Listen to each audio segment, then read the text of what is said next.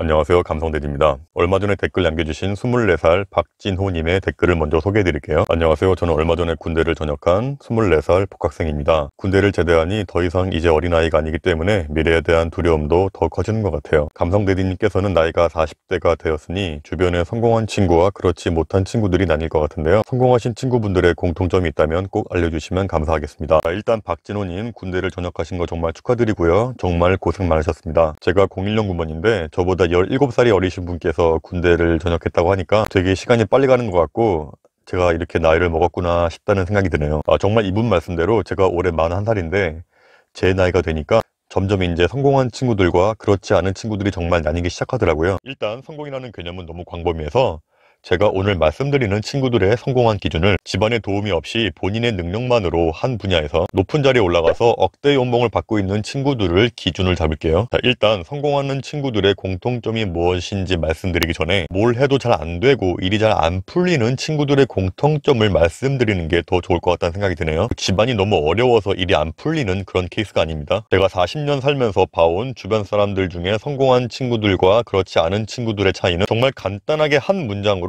핵심 정리가 가능할 것 같아요. 바로 성공한 사람들은 아무 말도 하지 않고 있다가 나중에 행동으로서 결과물을 보여주는데, 그렇지 못한 친구들은 결과물부터 먼저 이야기를 하고 아무런 행동을 보여주지 않습니다. 한마디로 입만 살았어요. 입만 나불나불나불거리. 제 고등학교 후배 중에 군대를 제대하고 나서 유명한 래퍼가 되겠다고 한 친구가 있었는데요. 형님 자기는 뭐 유명한 래퍼가 돼서 뭐 홍대를 찢어 갈기고 나중에 뭐 스포츠카를 mon다고 하더라고요. 그래서 제가 그래 한번 열심히 해봐 하고 한번 쭉 지켜봤는데요. 제 생각은 이래요. 제가 만약에 유명한 래퍼가 되고 싶다 그러면 일단 랩을 잘해야 되기 때문에 유명한 래퍼에게 가서 레슨 받거나 아니면은 뭐 랩을 열심히 연습을 해야겠죠. 그리고 래퍼는 자신의 이야기를 하는 거라 자기의 이야기를 글로 써보는 게 중요하거든요. 그러니까 많은 곡을 써보고 글도 많이 써봐야 되는데, 만약에 글을 못 쓴다 그럼 뭐 장문 공부도 한번 해봐야겠죠. 아무리 사람이 별로 없는 작은 규모의 공연이라도 꾸준하게 무대에 올라서 실전 감각을 익히면서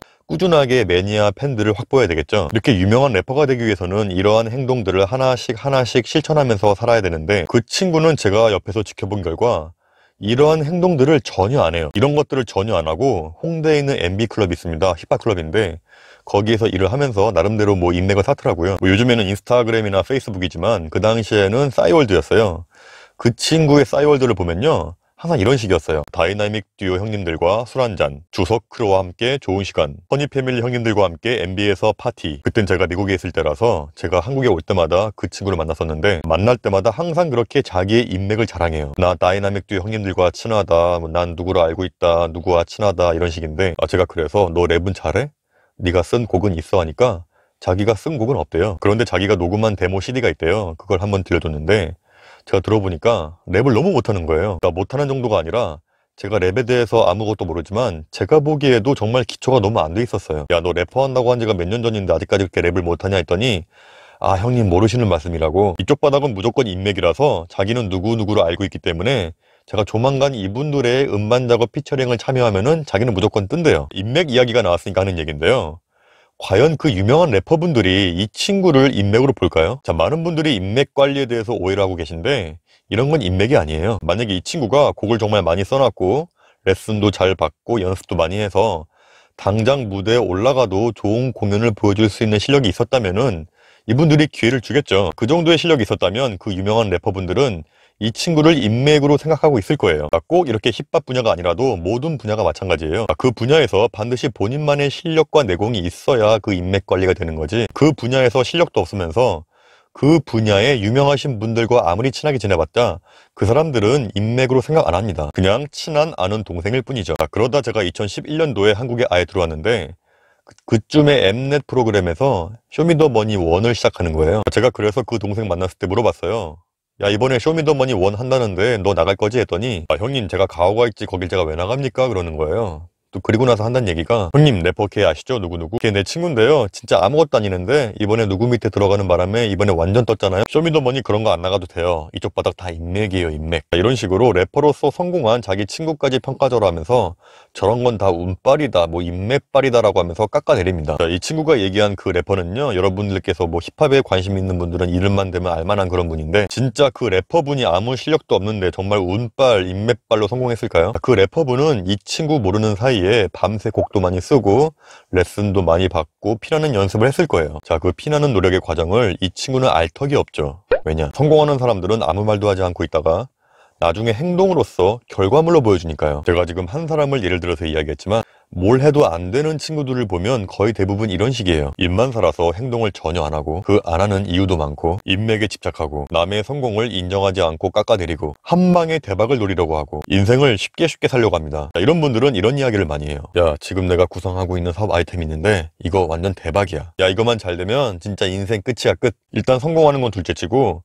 그 구상하고 있던 사업 아이템을 시작하지도 않아요. 야, 그때 네가 얘기한 사업 아이템 왜 안 했냐 그러면요, 안 한 이유는 되게 많아요. 자금이 모자랐다, 불경기나 못했다, 뭐 지금은 때가 아니었다. 야, 내가 딱 5천만 있었으면은 무조건 되는 사업인데 내가 5천이 없어가지고 진짜 이거 불공평한 인생이야. 뭐 하나가 잘 돼서 한 방에 대박이 나서 인생이 끝나는 거 저는 한 번도 못 봤습니다. 자, 주변에 성공하는 친구들이나 지인들을 보면 하나같이 그 분야에서 오랫동안 있으면서 묵묵하게 조용히 노력하면서 천천히 내공을 쌓았던 분들이 40 넘어서 빛을 보는 경우가 대부분입니다. 이렇게 한 분야에 오랫동안 있으면서 억대 연봉까지 가신 분들하고 얘기해보면요, 처음부터 난 무조건 이 분야에서 억대 연봉까지 가야겠다라고 일을 시작하신 분들은 거의 없어요. 말보다는 행동으로 먼저 하고 하루하루 그때그때 순간순간 충실하게 열심히 살다 보니 어느새 이렇게 높은 자리까지 와 있더라 하고 말씀하시는 분들이 대부분입니다.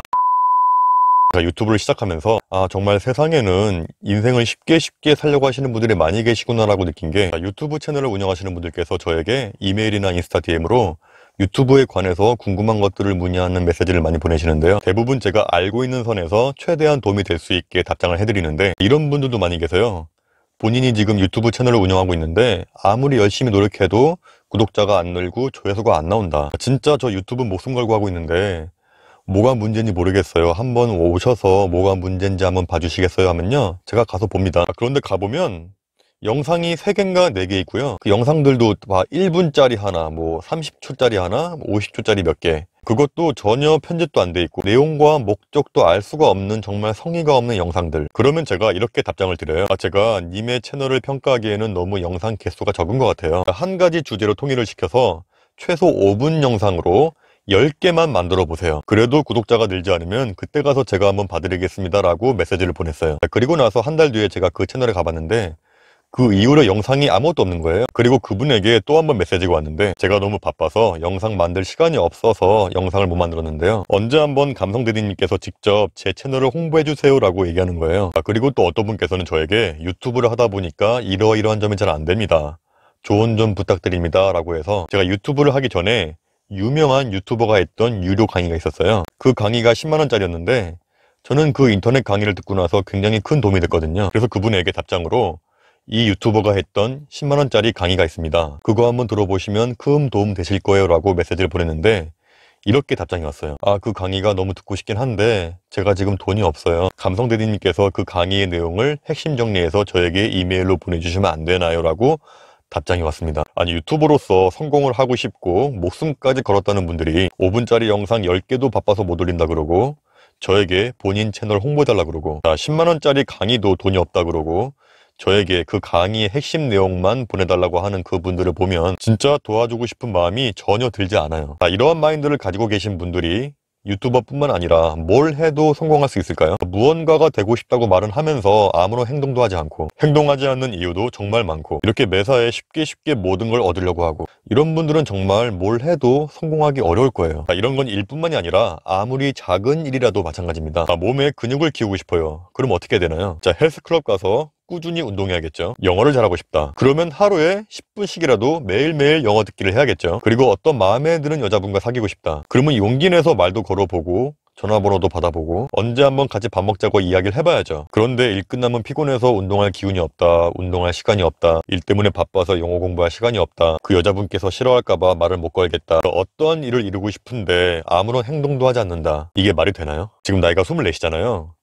제가 24일 때 전 그때 되게 나이가 많이 먹은 것 같고 되게 다 큰 것 같았는데, 지금 40대가 돼서 24이었던 저를 보니까 굉장히 어린 나이였더라고요. 지금 박진호님께서 뭐 전공이 뭔지 하고 싶은 꿈이 뭔지는 모르겠지만, 지금 당장 나는 반드시 이 길로 성공해야겠다, 나는 반드시 뭐가 되겠다라고 원대한 목표를 세우면요, 금방 지칠 수도 있고 금방 무너질 수도 있어요. 따라서 지금은 몸에 조금 힘을 빼시고요, 지금 그 나이 때는 5년에서 10년 후를 내다보는 뭐 장기적인 플랜은 세우지 마세요. 제가 살다 보니까 세상은 5년, 10년은커녕 1년에서 2년의 계획을 가지고 살 만큼 그렇게 인생이 안정적이고 고정적이진 않더라고요. 제가 사진과를 나왔는데 지금 동기들 보면 10명에서 지금 뭐 7명, 8명은 지금 사진 일을 안 하고 다른 일을 하고 있어요. 그런 장기적인 플랜보다는 그때그때 잘 해낼 수 있는 계획과 실행을 준비하는 게 훨씬 낫습니다. 제가 생각하는 인생 성공의 지름길은 그때그때 작은 성공의 횟수를 늘리는 거라고 생각해요. 박진호님께서 어떤 일을 하든 나이가 몇 살이든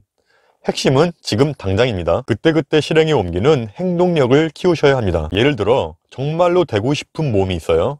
어떤 멋진 피트니스 모델이 있는데, 난 무조건 반드시 저런 몸이 되어야지, 몇 년 안에 무조건 저런 바디를 만들어야지 하면요, 잘 안 될 가능성이 높아요. 왜냐면 금방 지치거든요. 자, 따라서 그런 몸을 만들고 싶다면 그때그때 실행할 수 있는 리스트를 만드는 게 우선입니다. 그러니까 이런 자신과의 약속 리스트를 만드는 거죠. 자, 1번, 나는 이번 주에 어떠한 야식도 먹지 않겠다. 자, 두 번째, 나는 이번 주에 무조건 팔굽혀펴기 50개는 무조건 한다. 세 번째, 나는 이번 주에 최소 하루 맨몸 스쿼트 100개는 무조건 한다. 이 세 가지의 목록을 정해서 이번 일주일은 요 세 가지만 성공하는 데 집중하는 겁니다. 자, 일주일 동안 이 세 가지의 목록을 성공했다면 그 다음 주에는 조금 더 늘려보는 거죠. 아무리 좋은 계획이나 뭐 큰 비전도 이렇게 끝까지 해내지 않으면 아무런 의미가 없습니다. 아무리 작은 일이라도 그때그때 해내려는 그 태도가 인생의 핵심 가치관이 되셔야 돼요. 한마디로 어제보다 오늘이 더 나으면 돼요. 나는 어제보다는 오늘이 조금 더 근육이 많다. 나는 어제보다는 오늘이 조금 더 영어를 잘한다. 나는 어제보다는 오늘이 조금 더 랩을 잘한다. 이렇게 인생을 좀 길게 보시고요, 본인이 해야 할 일을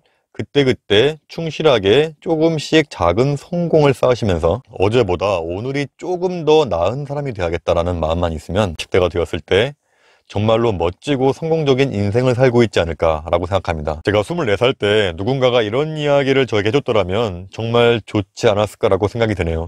자, 오늘 이야기 여기까지 하겠습니다. 감사합니다.